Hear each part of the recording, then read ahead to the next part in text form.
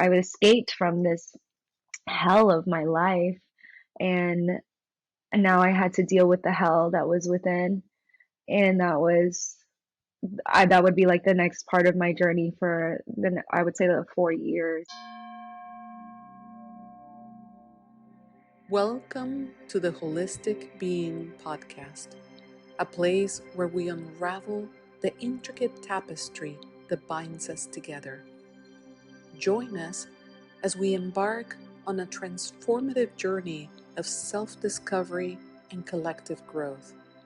This is the podcast where connection, empowerment, and the boundless human spirit converge. Wow, I get to interview you. Whew, what an honor. What an honor. I want to start by opening a connection heart to heart. So it is our highest selves that speak through us. And I want to show you my appreciation and gratitude for the woman that you are, for all of the work that you've been doing in order to be of service to others, for all of the hardships and all of the courage to go through everything that you needed to go through in order to be this vessel, to be this person that you are today. Thank you. See, you got me crying the first 30 seconds of my time. Got I'm gonna sign myself off. crying. I'm gonna sign off on the tears in the first 30 seconds. Okay.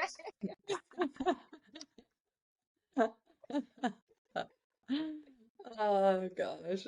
Thank you for seeing me. Thank you for being who you are in my life and in my journey. So it is because of your work and your light in this world that allows me to continue to do my work and shine my light in this world. So so grateful for you. Hmm. Oh, so tell tell the audience, how are you doing today? What's your life like? Yeah, overwhelmed with loving emotion is a beautiful place to be. Um, how am I doing? I'm doing amazing. Life is so sweet. Everything is flowing so beautifully. I am with the love of my life and my partner, my soulmate. My business is flourishing, thriving. I have the most incredible, powerful, unique, beautiful clients that I get to connect with and help and support, and I get to shine my light in the world and speak my truth and live in my purpose. I get to share healing and wisdom and spirituality and insight and all of my journey with people, which makes it feel so worth it. So worth it. And I live in beautiful San Diego, which is such a paradise in itself. And I get to just really spend my days appreciating the present, being being here, being in my body, feeling safe in my body, safe in my home, safe in this world, connected to a higher source, to God, to the universe, to all the spirits that really support me and guide me on this path. It just, yeah, life is a beautiful, beautiful thing right now. Just want to take a second there and bask in that. Wow, I feel that so deeply. It's incredible. I know your life has not been like this always, and so I'd like to maybe give a little background to the listeners as to, you know, this wasn't always like this. So if you don't mind sharing. Yes, of course. I grew up in New York. I grew up with a very just mentally ill mother. So she was afflicted in many ways, whether she had, bipolar, narcissism, borderline, all of the above. But she was obviously, suffered her own abuse as a child back in Thailand. My father was also a child of, that had suffered a lot of abuse. And so through law of attraction, they attracted each other and continued to, perpetuate that abuse within their own relationship and then within our family unit. And so grew up around so much violence and abuse since, I mean, as long as I can remember, every single day of my life was terrifying. And I lived in a constant state of fear and contraction and misery and what not knowing whether when you're going to be physically abused, when you're going to be put outside, when things are going to be, explode. And and so that really caused me to shrink into myself and try to find solace within myself. And so I became a shell of who I was very early on. I remember um, being 8 years old and writing in my journal, like, today I stopped loving mom, and almost around the same time wanting to kill myself around then too, around like 10 years old, just wanting to find an escape from the prison of pain that I was living in that was just constant. And so when I was able and old enough to drink, I started to around like 14, 15. So I became an alcoholic probably almost immediately because it was the only moment where I found relief and found just like an escape from the pain that I was feeling every single day of my life. And so, as life would go on, my father would then end up going to jail because of the abuse between him and my mother. And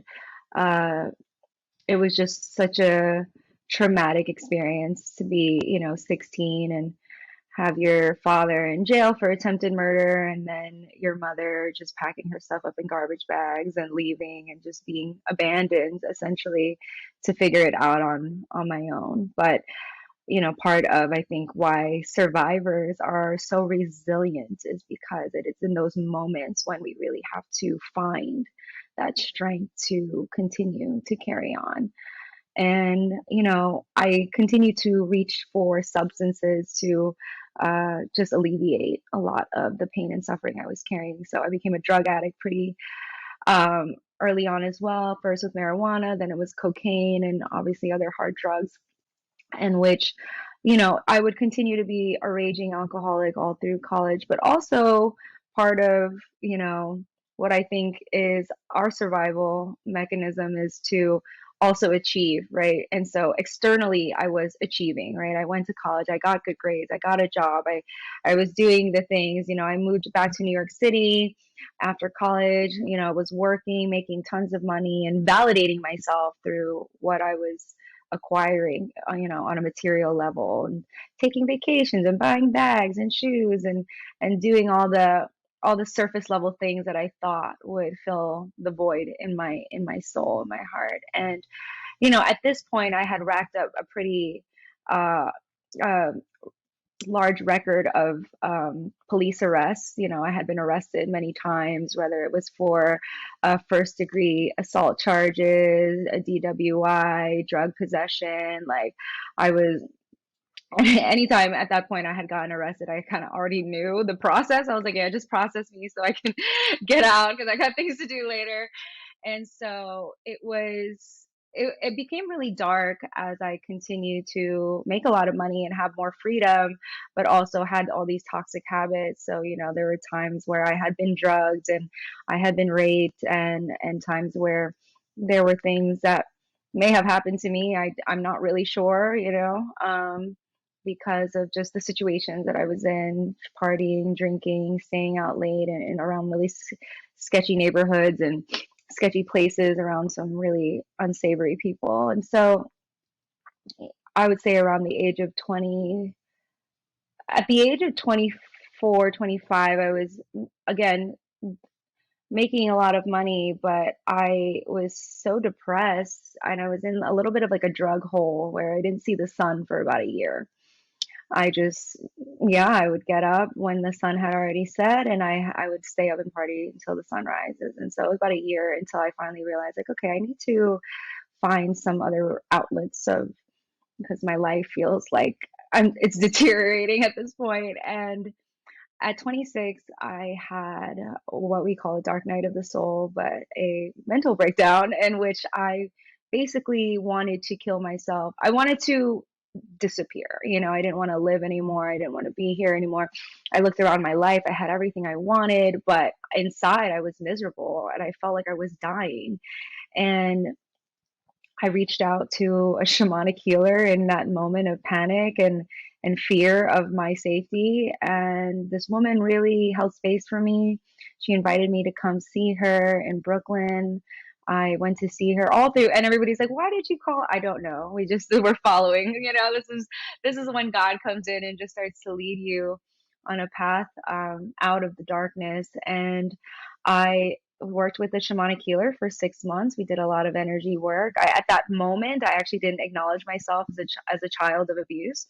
I had really blocked a lot of that out. So all of the memories of things that had happened to me really began to resurface in my healing. And so it was a big shift working with her, really working through all of the energy that was keeping me so stuck and suffocated. And then she would eventually lead me to my first ayahuasca ceremony, which completely transformed and changed my life. So from there, I immediately became sober within one ayahuasca ceremony, and life just began to just to take a whole new trajectory after that. I ended up Let me pause you for a second. Would you mind explaining for the listeners what ayahuasca is? Yeah, yeah. So ayahuasca is a sacred plant medicine that has been used for over 6,000 years in all of the ancient tribes and traditions in South America. So the Incans, the Mayans, they've all had some sort of sacred plant in which they've, used for spiritual awakening, for spiritual connection, and for healing. And ayahuasca is a mixture of a vine and a leaf that is found in the Amazon jungle and mixed together to make a tea. And through this tea, people sit in a ceremony with a shaman or a curandero or an ayahuasquero, somebody who's serving the medicine, who's been trained in the traditions. And from there, you're really going in to hike the caverns of your soul. You know, you're really going deep into the places that are dark and scary in your heart, in your mind, in your being, that need to be cleaned out. It's called the medicine of the light, because what she is like a flashlight, right, to go into the places that we may be hiding from, or the places that we have pushed down so far that are poisoning us from inside. And so what she does is she shines a light. She being the great grandmother spirit of ayahuasca, abuelita, she shines a light into these places to bring them up to the surface so that we can see them, transmute them, alchemize them, process them, purge them, and release them from our being, from our soul, from our spirit, and allows us to connect to a higher power. It helps support people that are, struggling with things like PTSD, anxiety, depression. It helps support people that are healing generational trauma, and yeah, it supported me in healing my addictions. And so it heals the body. It's neuroregenerative. So, it really is just medicine. What we call it is just medicine. It's healing on all levels: mind, body, spirit. And it's all natural. It's plants. It's tea, and but it's very intense process, right? There's a lot of things that are involved, as far as like having to really face a lot of our shadows, but then also having to release them in different ways, different ways of purging, crying, going to the bathroom, shaking, vomiting, things like that. But it's all for the outcome of becoming lighter, right? Like times where I explain this to people, and like, if you are throwing up, you're throwing up years of unprocessed trauma, your insecurities, your self-doubt, and you feel like 100 pounds of weight has been lifted off of you, and now you feel like you can fly, and it's the most liberating experience. And so, Yeah, so for me, really finding this medicine has completely changed my life, and has given me so much because it gave me access to start to really not only have tools to understand my trauma, but then to heal my trauma. Because what I really understood, even from my first ayahuasca ceremony ever, which is now like 8 years ago, was that everything, and if I can paint this picture, it's me and God, and we're, you know, side by side, and I'm looking at my life from this aerial view, from this eagle eyes view, and I see this maze that is a representative of my life, and I see myself like a little lab rat just going through the little maze.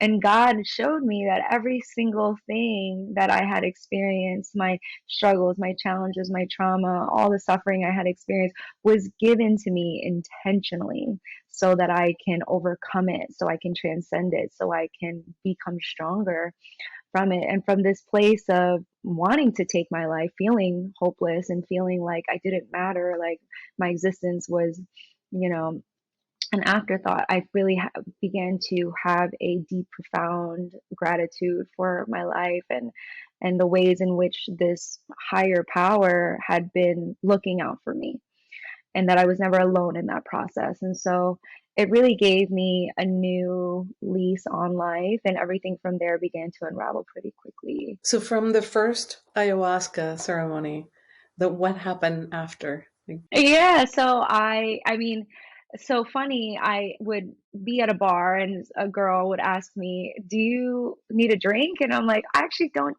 drink. I can't drink anymore. Ever since I did this thing called ayahuasca, like I just can't drink anymore." And she's like, she looked at me with these crazy eyes, and she was actually organizing ayahuasca ceremonies in New York City. So in 2 weeks, she invited me to another one. So I found myself in a second one randomly, and in that ceremony, I was told that I was going to move to California, and I, felt the sun. I could hear the ocean.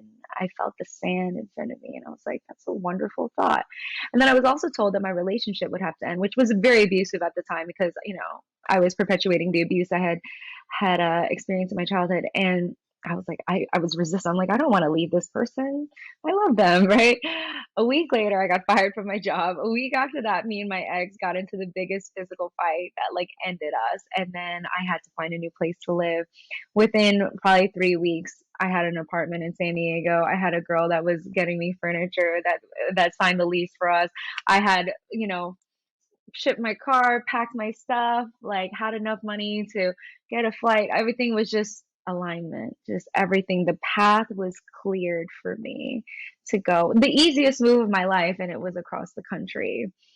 And I got here newly sober. I have no idea what just happened to me. I just completely like I'm in a whirlwind, right? And I'm like, wow, something is really moving in this universe that I can't understand. And for me, I was like, I need to keep going. I need to keep going. It was just like I was such a seeker, needing to understand, wanting to know more, wanting to learn more.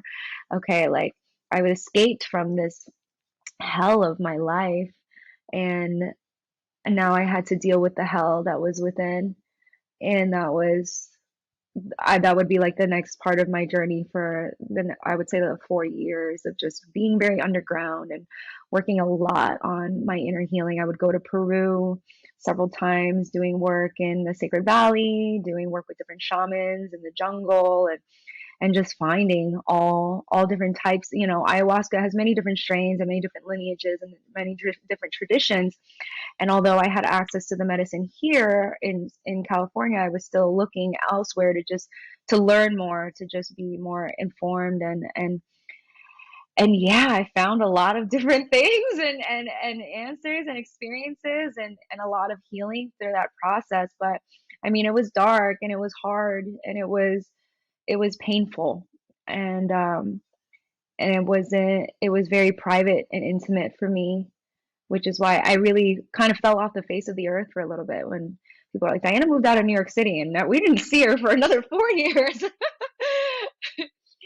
And it's when I resurfaced is kind of when I met you. what? How did it go from um, you were in New York and you were doing all this to I'm going to work with people, I'm going to help people in coaching and the work that you do, and explain a little bit about the work that you do for the listeners. Yeah, so today I'm an empowerment coach. I'm a spiritual mentor. I help people tap into their power. I help people transmute their pain. I help people work through all of their inner blockages so they can create the life, that the love, the prosperity, the success that they desire in their life. I help people really break through a lot of their generational wounds and patterns so that they can really tap into who they were meant to be on this earth and not let their past hold them back. Essentially, it's the journey that I've walked for myself and being able to give that now, pay it forward as a gift to others is really the mission, right? Yes, Um, it's incredible. and thank you. When I really think about my journey into stepping into this role as a spiritual leader, it was so beyond my like even awareness or ability to like fathom that I could be able to do this, right? Because if you're an abused child, a lot of the things that you struggle with are your confidence, your belief in yourself, and believing and being seen and being heard and speaking your truth, right? And deep insecurity, right? So I was in that place for a long time of just wanting to stay small and stay hidden, and thinking that I didn't have anything to contribute, and thinking that I didn't nothing that I shared would be of value, and being scared to put myself out there, fear of judgment, fear of criticism, right? Um, and I love this. I don't remember where I heard it, but it was like when you're scared of being judged, it's really like four or five people that you have in mind that are gonna judge you. And but they can be like create like this wall that blocks you from like stepping forward into what you want to do. And I remember when I heard that, it like shifted my whole, I'm like, oh yeah, those fuck those four or five people. Like I'm gonna do this, you know? And I mean, obviously, I just knew I wanted more in my life. I was working as a waitress. I had been a waitress at that point for like 10 years. And really in like it got to a point, and the way the universe works, right? It's like if, the universe makes you really uncomfortable, so you have to move and you have to change, right? And I started to get to that point as I continued to grow spiritually and do my work outside of my job, and work with ayahuasca and organize ayahuasca ceremonies and retreats. Like I knew I had more that I wanted to give, and I knew I was living under my potential. And then it started to really be painful, like physically painful for me to continue to accept myself in that level of smallness, and to really not expand into what was calling me forward. And when something is so it's so loud in your body, and you continue to ignore it, it will just continue to get louder. And I think that's really what started to happen for me. That I started to just continue to seek, right? Like I started teaching yoga, and then I was like, this is okay, you know. And then I started, I got Reiki certified, and I'm like, this is okay. And then I continue to tap into my own intuitive powers. Like, and I really think every single thing, everything is a stepping stone, right? Like when I started teaching yoga, it helped me really well with my public speaking, being able to speak on my toes, holding space for a large group of people, and allowing myself to be seen and heard, which was like terrifying, right? And then when I got Reiki certified, it helped me tap into my intuitive powers and really helped me trust like the images, the sounds, the voices, the colors that I was seeing in my inner eye, and really being able to tap in intuitively with people's energy and people's feelings, right? And stepping into the role of a healer. And so it was like all of these things combined, and then just my work with the medicine, for so long, holding space, creating sacred space for people. Like when I really think about all of those skills then coming in to create this combo of like, well, maybe I can be a spiritual coach, right?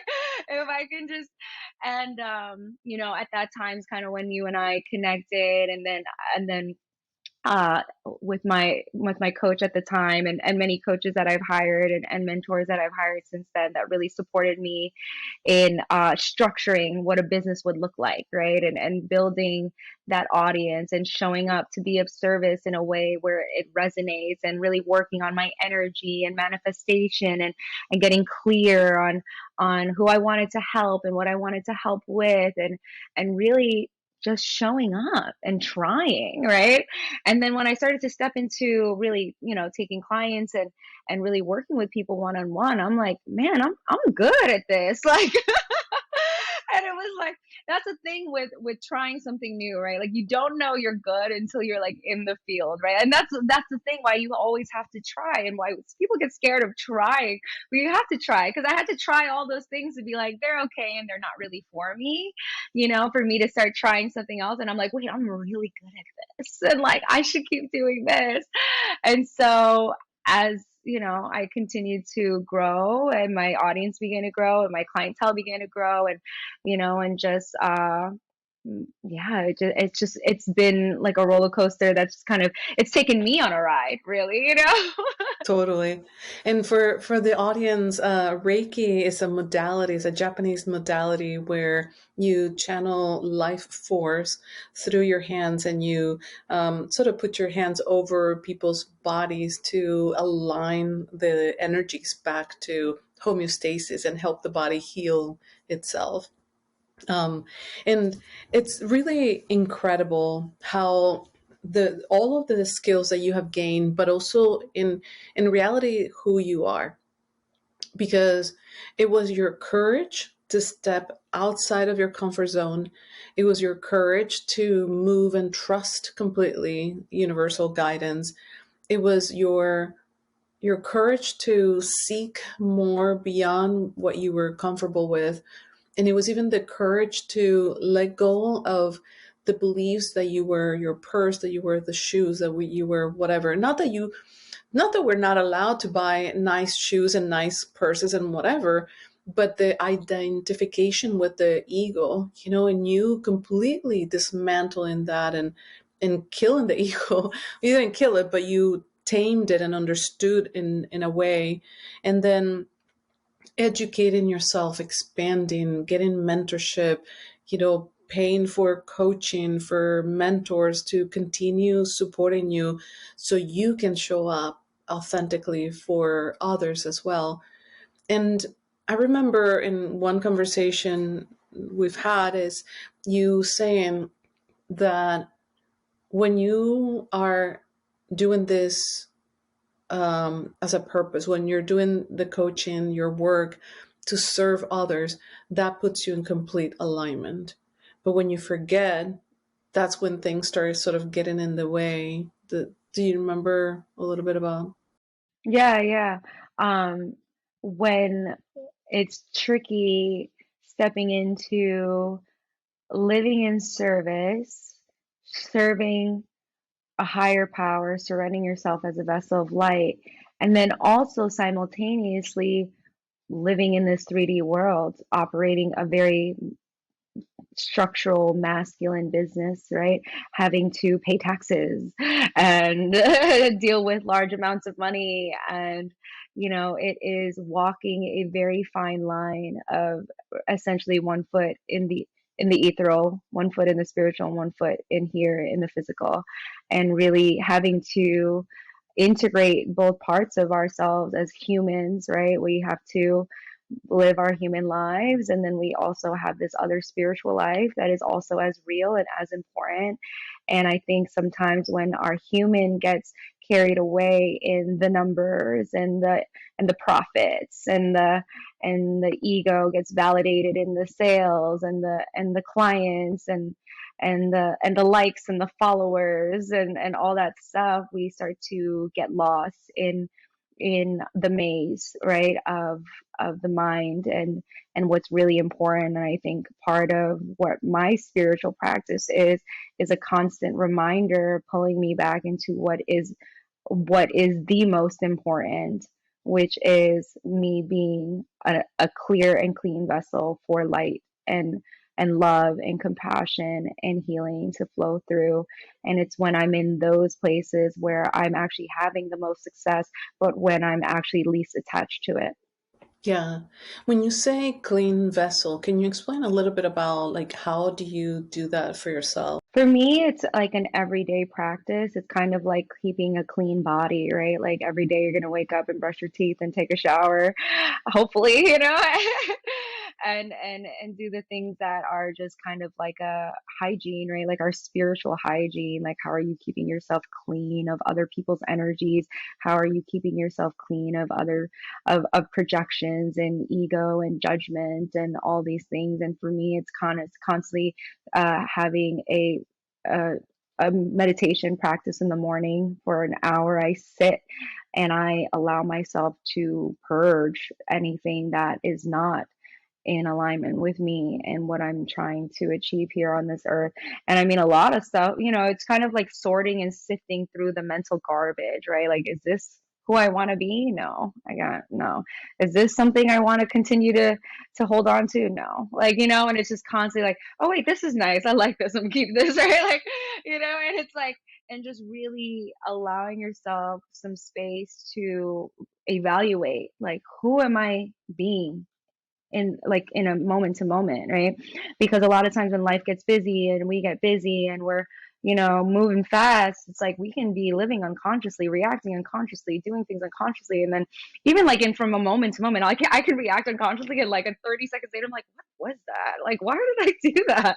I'm so sorry, and like, and just having moments of just yeah, just taking inventory of like, what's the energy that I'm putting out, and therefore what am I attracting back to myself, right? Or what am I doing with my time, and am I living in alignment? Am I being disciplined with what I said I'm going to do? Am I working towards my goals, or am I just, it's just kind of a constant self introspection. um for me, my meditation practice is a vital. This might be TMI, but if I don't meditate I actually get constipated. Yeah, exactly. The Because energy's not flowing. Yeah. I'm like an energetic constipation, but it actually translates to like a physical constipation. Totally. Yeah, exactly. So yeah, it's so funny. So in order for me to be regular, I need to actually meditate. Um, and that for me too translates to like a physical practice. Like I do hot yoga pretty often, or I'm moving my body. I have a personal trainer that I'm constantly, I'm just always like in my body trying to really have my energy flowing. And I'm trying to think what other things I do. I make sure that I'm constantly starting my days off with positive momentum, whether I'm listening to something positive on YouTube or listening to other coaches, other mentors. I'm investing in myself, learning, just allowing myself to expand and get out of, I think, what a sometimes when we get into the smallness, right, of ourselves, or whatever, the ego, and that's when I feel like it gets dirty, when you're just like, I it's the smallness, right? Not enough. I don't have enough. Like there's a lack and limitation of things going on, and then I think working to constantly expand opens you up to really understand and feel into the more, and into the more that you are, and the higher powers, and just like the infinite source of energy that is always available. So, I have two questions regarding that. The first question is, how do you handle the masculine and energies? You know, and can you explain a little bit about what those are? yeah. So for masculine and feminine to me means like yin and yang, right? It's like the balance of the whole. And for me, the masculine represents my action taking, my doing, right? Like managing my business, leading my clients, being stepping into my power, really operating from my solar plexus, and really being like forceful in the way that I'm like intentionally creating and putting content out, and creating retreats and leading people, right? And being this holder of the container in which I create, whether in my coaching or in my in person retreats, just like making sure that people feel safe because I got them, right? Like, and I got myself. How do I show up in my masculine energy for myself? I do what I say I'm going to do, right? Like I go and see my trainer when I say I'm going to see my trainer, right? I stick to my routines. Like that's how I show up for my masculine. When I show up and I sit down to work and like things are organized and like finances are balanced and like everything is working, right? Me and my feminine is what I would call like my flow days, right? Where I'm just like, well, I'm going to go to hot yoga. I don't really want to have a routine today. Maybe I just want to like go outside, go to the beach, hang out with my boyfriend, let him take care of me, right? Be a passenger princess in the car, say wherever you want to go, I'm down, and allow myself to receive, and just surrender, right? When I would say like when I'm in my meditation practice, I try to actually balance it because for me, masculine means I'm in control, right? I'm in control. And when I'm in my spiritual practice, I really like to give up that control to God. And I really want to surrender and receive in that space, feel like a child of God and feel held and taken care of in that space. So it is a lot of work to balance that. Me and my partner actually right now, we have like what we call like a halfway house between like, because like Monday through Thursday I'm in my masculine, and so like Thursday night is like the time in which we like transition so that like Friday through Sunday I could actually be my feminine, because he's very much in his masculine. So like if I show up in my masculine, like we're gonna clash. And so he's like, can you stop? And I'm like, sorry. You decide. I'm ready to go. I love that. I love that. Yeah. And the other question I had for you was, how did you find out that this was your purpose?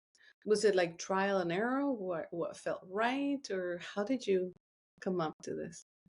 I know, it's so crazy, right? Like where it's like, so I that's such a great question for me, because I'm still kind of baffled at it as well. Because okay, I have to tell you the story. 2017, or no, sorry, 2018, I was about to go into an ayahuasca ceremony. I found this journal entry in which I was writing down my intentions for the ceremony. And I wrote down, dear Mother Ayahuasca, please help me break free of all of my fear of my own greatness, and break me free of these limitations and the lack and scarcity that keeps me stuck and paralyzed.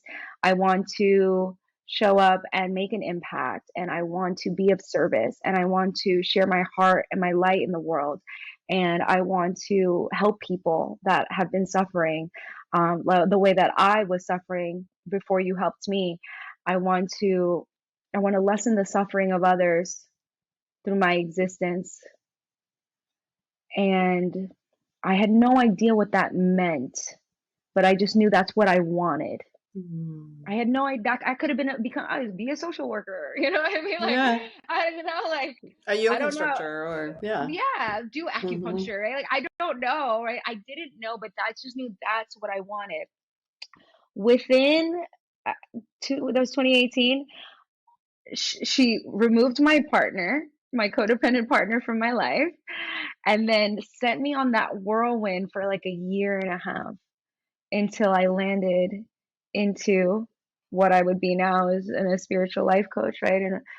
And when I found, I at this point I'd been like a year into my business, hitting major financial um, markers in my life that I never thought I would hit, and having this like massive success that like blew my own mind. And then I found this journal entry, and I just like broke down crying, because I realized like I had always wished for this, but I didn't know what it was going to look like. And I think that's part of it, right? It's like we don't know until we really just get into I think what I had asked for was the essence of that. I wanted to be of service. I wanted to make an impact. I wanted to share my light, my heart. I wanted to lessen the suffering of others. I didn't know how that was going to play out, but I kind of surrendered to how that was going to look. And it just kind of took me on its own journey. And so when maybe a moment when I realized it was my purpose is when I just loved it so much. Like I like came into it and I'm like, I do this for free. And I was kind of doing it for free for a little bit, right? But it was like I would do it for free. I would do it for free, 100%. I wouldn't be it wouldn't be supportive of the value that I hold myself in this moment, but that's how much I love it, is that I could do it all day. And it brings me so much joy. It gives me life. In moments in my life when I was having my own personal struggles or going through breakups, and when I came into my work, it nourished me. It filled me up, and that's how I knew it was medicine for me too. Yes, yes, I love that. And you mentioned something that if you were to do it for free, it wouldn't value the process that you're providing for people. Can you talk a little bit about valuing what you offer? For anyone who is saying, well, maybe I shouldn't charge this much, or, I should do it for free, or she should give it to me for free. Can you speak a little bit on that? Yeah, I think when it comes down to doing a lot of work on your self worth, right? It really, your self worth is directly tied to your finances, right? And so when I didn't value myself, I'm like, yeah, it's $40 for an hour of my time, like, and that was a reflective of how much I thought I was worth, right? Because I didn't value myself. I didn't value my time. I didn't value my energy. I didn't have self confidence in my gifts. I thought they probably weren't that good. So I'm just lucky that anybody wants it, right? And once I started to do a lot of more like inner work on myself and valuing myself, and really understanding that I am providing a very valuable service. Not only that, but it's transforming people's lives, and then the lives of their children and the lives of their family members, and so on, and the ripple effect of that is endless, right? Of what it is that I give, right? And so that energy exchange needs to be equivalent to the energy that I am giving out, that is going to have an infinite effect and ripple effect out into the world. And so I I think and that's the thing, right? What I know, I train a lot of coaches actually, supporting them in building their businesses online, and a lot of them, they want to start charging more, but they're not embodied in their self worth, and so when they show up to present their price, it's not embodied, it's shaky, and people feel that, and so it's not.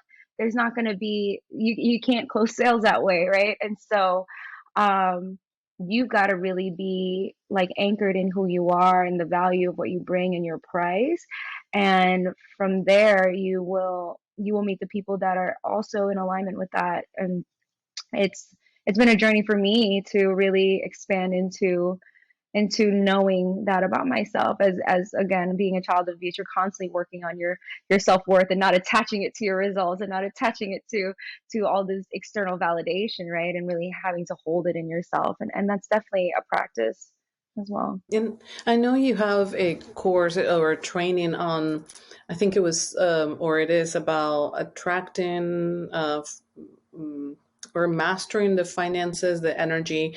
Can you just share just a little bit, kind of like a teaser, on what happens when your alignment is off, and how that completely connects to the way that you are attracting money, and maybe some examples or something like that.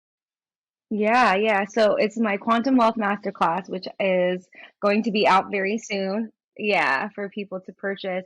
And so basically, it is there's a flow of energy, right? That is the prosperity and abundance in the universe. And when we are in a contracted state, right? When we're saying, I'm not enough, I don't have enough, there's never enough in my life, people don't want to give to me, people don't love me, right? You're keeping yourself actually separate from that flow of abundance and prosperity, right? You're separating yourself. There's it's out here, I'm in here, and I don't have it, right?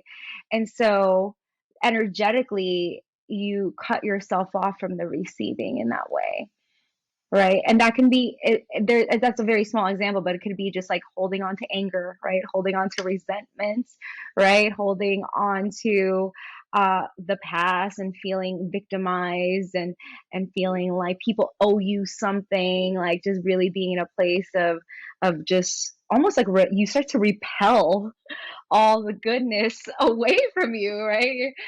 And it's crazy because it really is just like a mental shift to then get back into alignment of I have enough, I am enough, I love myself, good people are finding me, people appreciate me, the people that are meant to be in my life are here, I'm supported, the universe loves me, God loves me, everything I need will be provided for, I trust and believe in that, and I know that there's good in the world and good is coming to me and I can't wait to receive it, right? That keeps you, opens up your energy to connect to that flow, right? Because that flow is always, it's almost like it's a river, right? And it's a river, and it's either you're gonna allow yourself to connect with the river, or you're gonna separate yourself from the river. And so opening up yourself to be like, yeah, I want to receive from the river, and then the river flows in, and all of a sudden abundance is here. People want to pay you. Everything is lining up for you, right? Things, and I mean, I've experienced that in my life, and when I was going through so much hardship, and how everything began to just spiral down, and it was like I couldn't stop it, right? But then I had to doing the work. Yeah, doing the work. You're like, okay, I am either a magnet or I'm repelling things from me, right? No one is doing anything to me, right? Taking accountability, radical accountability for your life. This is so, so, so good and so helpful. And I really appreciate all the juicy stuff you're sharing, all the tips that are going to help a lot of the listeners, and to also see your journey to inspire other people. You know, you overcame so much, and here you are sort of reaping the benefits of all of your internal work. No one handed it to you. You did the work yourself. And now you're like, my life is good. And it's not even about like I arrived. It's like, ooh, what else? You know, what else is coming? What else do we attract? So, where can people find out more about you and your upcoming courses and, you know, maybe ceremonies and things like that? Yeah, so I am on Instagram at the Urban Indigo. I'm also on TikTok at the Urban Indigo. You can also visit my website, theurbanindigo.com. It's the same username across all platforms, Facebook, etc. Yeah, I have retreats coming up. I am doing an ayahuasca retreat in Peru in June. That one is full, but definitely stay tuned for the next one. I'm constantly channeling new courses, new programs, new offerings all the time. I actually just got a new one in my meditation yesterday, so that'll be out soon. Yeah, I think being in a intuitive space of like spiritual help, like you just never know what's going to come through. You never know what God's going to be asking of you next, right? And so definitely stay connected with me because I don't even know, but when it comes through, it's amazing, it's powerful, and it's really just a divine channel of all that, we're here to do in the world, which is support each other. This was really, really amazing, really inspired. Thank you, thank you, thank you so much for joining us. My pleasure, Nancy. Thank you so much for having me. And thank you for all of your work in the world and all of your light and all the ways in which you support so many people, including myself. And I'm just so grateful for who you are as a woman, as a leader, as a light worker. And because I wouldn't be the woman that I am without you. So thank you. Now you're gonna make me cry. Thank you. Thank you. I received that. I received that. Thank you. Thank you for joining us on this transformative journey through the Holistic Being podcast. We hope our discussions on the pursuit of holistic well being have left you inspired and empowered. Remember to carry the lessons learned here into your own life, fostering a harmonious balance of body, mind, and spirit. As we continue to rise together and unlock our boundless potential, let us spread love, compassion, wisdom, and light to all corners of the world. Thank you for being a part of this incredible community. Until next time, stay connected, keep growing, and always remember to spread the light and love.